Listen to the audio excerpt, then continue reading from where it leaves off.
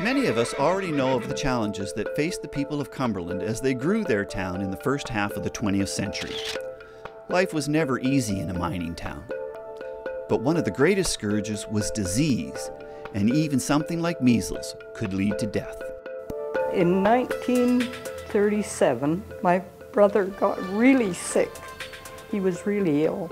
The doctor came down twice a day. He brought this medicine. He said, I have a new medicine in. I have no idea what it'll do, but it's supposed to kill bacteria. It was penicillin, the first penicillin they had got into Cumberland, and it was used on my brother. He's a year and a half older than me. He's still alive. Florence's family was very fortunate at the time because Cumberland had its own general hospital, complete with doctors and nurses. She remembers it well. It was a very big building, 2 stories, and then they had a wing on each side. It fronted onto Windermere, and when you were looking at the hospital, the left-hand wing was the men's wing, the right-hand wing was the ladies' wing. The Cumberland General Hospital was a vital part of the community from 1895 until 1977. And now you can relive some of those memories with a new exhibit at the Cumberland Museum. This exhibit brings together artifacts and stories.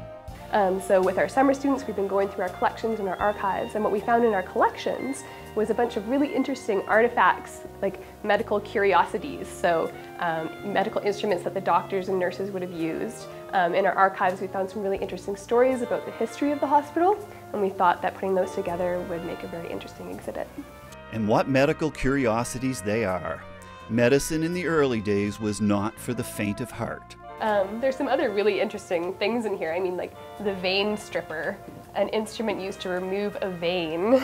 It's like not something you see every day. Wow. That was a feeding bottle.